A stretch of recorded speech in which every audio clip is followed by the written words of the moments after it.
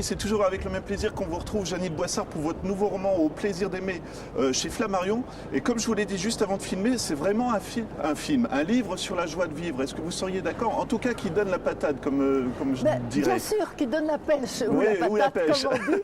Écoutez, à l'origine, je l'ai écrit parce que je trouvais qu'on parlait mal de l'amour. Et mes petits-enfants qui ont entre 15 et 20 ans, eh bien, ils pouvaient avoir sur Internet des sites porno, des sites trash. Et je me suis dit, je vais écrire un livre pour leur dire que l'amour peut être autre chose, que l'amour peut être gai. Des vraies rencontres, joyeux. Il est un tout petit peu libertin, mais je crois dans le bon sens du terme.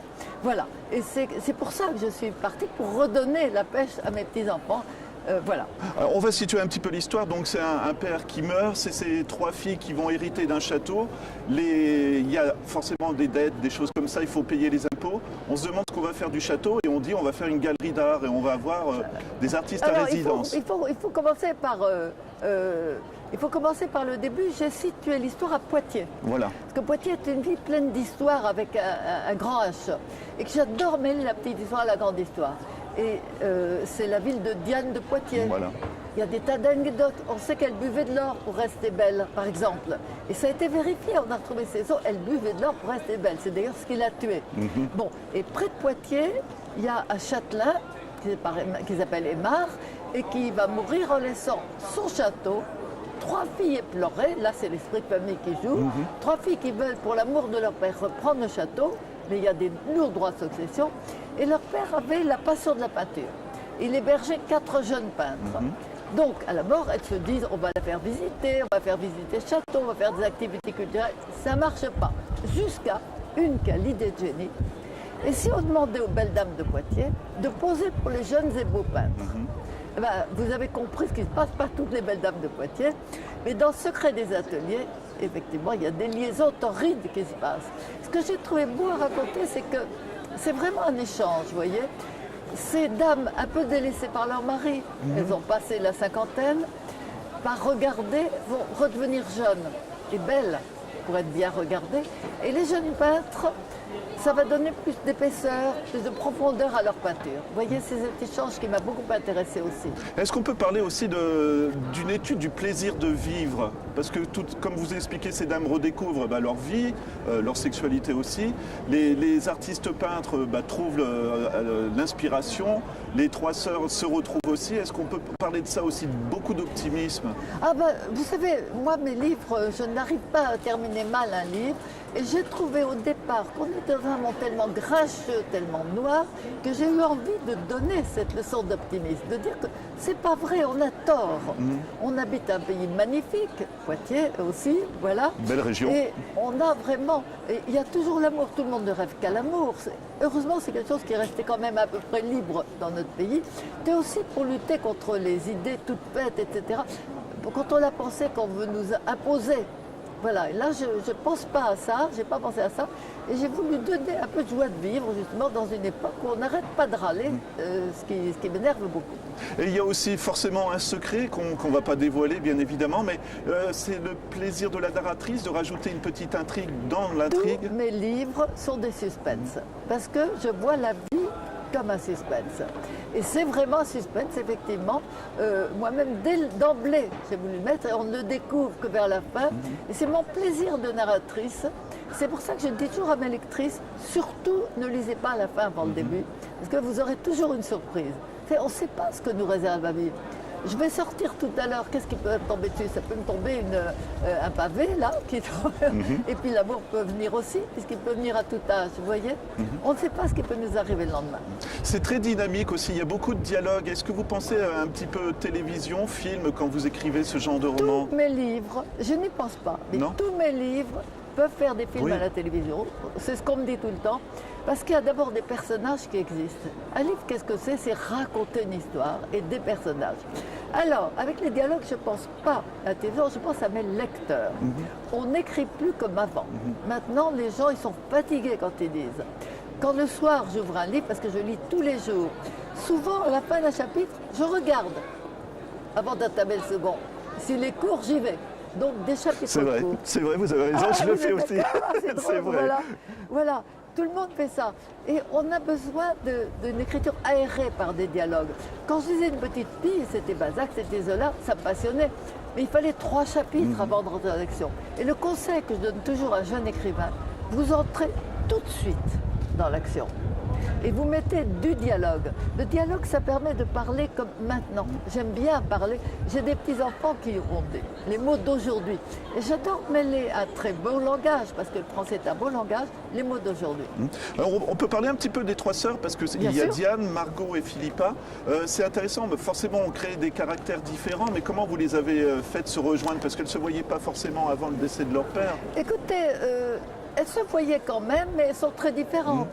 Diane, c'est un peu celle qui, comme était Diane de Poitiers, je crois qu'elle travaille dans Internet, elle est dans la comptabilité, elle gère bien les choses. J'ai pris exprès les caractères du passé pour en faire les caractères d'aujourd'hui. Margot, qui est au milieu, Margot, elle est comme la reine Margot, elle est toute folle. D'ailleurs, elle aimerait bien poser pour les jeunes peintres et ses sœurs le lui interdisent. Et Philippa, c'est moi. Voilà. D'accord. Philippa, c'est moi, un peu hésitante, je suis toujours pas très sûre d'elle. Malgré tous mes lecteurs de l'enfance, je ne suis pas jamais tout à fait sûre de moi. Qui rêve aussi de créer, et qui crée, puisqu'elle dirige une boîte de communication, qui est aussi créatrice. Vous voyez, je me suis mis dans Philippa. C'est des personnages vraiment attachants. Est-ce que quand vous avez fini d'écrire, vous aimeriez les retrouver dans une autre histoire ou... Ah non, c'est pas possible. Non, vous savez, parce que là, c'est vraiment une rencontre, je trouve. Moi, j'ai vraiment tous aimé. mes lecteurs, et ça me fait un plaisir fou, me demandent des suites à mes romans. Mais là, il n'y en a pas. C'est pas possible. J'ai tout dit. Il y a les romans où j'ai tout donné. Et il ne peut pas y avoir de suite. Hein. Et puis il y a les romans à suite, comme Ma belle grand-mère. D'ailleurs, j'ai donné le dernier l'année dernière. Vous étiez là pour en parler. Mais ça, c'est un roman. La suite, ça ferait du rabâché, si vous voulez. Il ne faut pas aller trop loin. Il ne faut pas se répéter. Et il ne peut pas y avoir de suite. Juste, et je ne vais pas dévoiler la fin, mais ce qui fait plaisir aussi, c'est que c'est une fin heureuse. Et je trouve que ça coupe encore avec la morosité du moment. J'ai vraiment l'impression que c'était un peu en réaction à ce que vous voyez autour de vous, ce roman. Je vais vous non raconter quelque chose. Je ne peux pas finir mal. Parce que quand j'étais petite et pas une petite fille heureuse, je me racontais des histoires que je finissais bien, pour me donner du courage. Si je les avais finies mal, je ne serais pas ici. Je n'aurais pas supporté. Un seul livre qui s'appelait Une femme réconciliée. Finissait mal. C'était une femme qui avait trouvé l'amour grâce à un homme qui l'avait réveillée en quelque sorte. Elle avait retrouvé l'amour. Et je me suis dit, c'est une superbe histoire d'amour. Il faut que ça finisse mal comme les grandes histoires d'amour. Je l'ai fini mal. J'ai reçu une pluie de lecteurs et lectrices. Comment vous trahissez vous-même, vous êtes passé dans le camp des désabusés, etc. Qu'est-ce que j'ai fait? Un auteur a droit de vie et de mort sur ses personnages. Dans l'édition de poche, j'ai pris l'autre fin à laquelle j'avais pensé et ça finit bien. Et c'est beaucoup mieux. Et c'est génial. Cette femme qui s'est réconciliée avec elle-même grâce à un homme, qui est devenue femme grâce à un homme, elle va aider Vincent, qui est son compagnon, à redevenir un homme après un grave accident. Mais ça veut dire que ça vous a fait revoir l'histoire du coup? Non, j'avais hésité entre les deux fins. Et c'est passionnant ça. Parce que mon directeur littéraire m'avait dit, t'es folle, c'est comme si tu punissais cette femme d'avoir découvert l'amour. T'es folle. Et donc j'ai pris la seconde fin que j'avais imaginée, sans me trahir moi-même. Et c'est beaucoup plus beau. Vous voyez, c'est drôle. Et quand les gens me disent « Oh, quel dommage !» vous me dites comme ça, je leur dis « Achetez l'édition. » mais là, c'est vraiment... chapitre. C'est intéressant. Il mourrait quasiment dans les bras de Séverine, elle s'appelle Séverine. Et là, il va la regarder et elle va l'aider à redevenir un homme. C'est beau? Oui, en plus, c'est vraiment intéressant comme approche. Mais j'ai juste une dernière question. Un livre par an, à chaque fois que je vois que ça sort, comment vous faites? Parce qu'il n'y a pas de repos pour un écrivain. Comment ça se passe? Non, mais c'est pas ça. C'est que si j'écris pas, je suis malheureuse. Je m'ennuie. C'est depuis l'âge de 12 ans, ça. Je peux pas passer. Ce matin, à l'hôtel, à 5h30, j'écrivais. Je suis de mauvaise humeur si j'écris pas. Donc, ça fait beaucoup d'heures passées à écrire. Alors, l'autre chose, c'est que j'ai tellement d'amis qui ont mon âge, qui n'ont plus d'idées, qui tournent en rond, qui n'écrivent plus, qui ont Alzheimer, que je m'avance. Donc, j'ai fini le prochain, qui va paraître en février chez Fayard, Et je suis dans le suivant. Voilà. Et sans rien dévoiler, mais vous voulez bien montrer le petit papier parce que je trouve ça vraiment super. C'est quoi ça? Sans rien dire voilà, on ne verra pas. Mais je trouve ça génial. Comme j'ai fini le prochain livre, comme je suis dans celui dans 2 ans, il m'arrive d'oublier les noms de mes personnages. Donc avant les interviews, je repasse le nom de mes personnages. Il s'appelle Aymar de Forgeois, il a 3 filles, Diane Margot Philippa, etc., pour ne pas commettre d'impair. Oui, tout simplement. Voilà. Bah, merci beaucoup. Puis, alors, je le rappelle, mais vraiment, ça a été un plaisir de lecture. Je vous le redis, Janine. Votre livre, Janine Boissard, donc Au plaisir d'aimer aux éditions Flammarion. Et merci beaucoup. Merci à vous.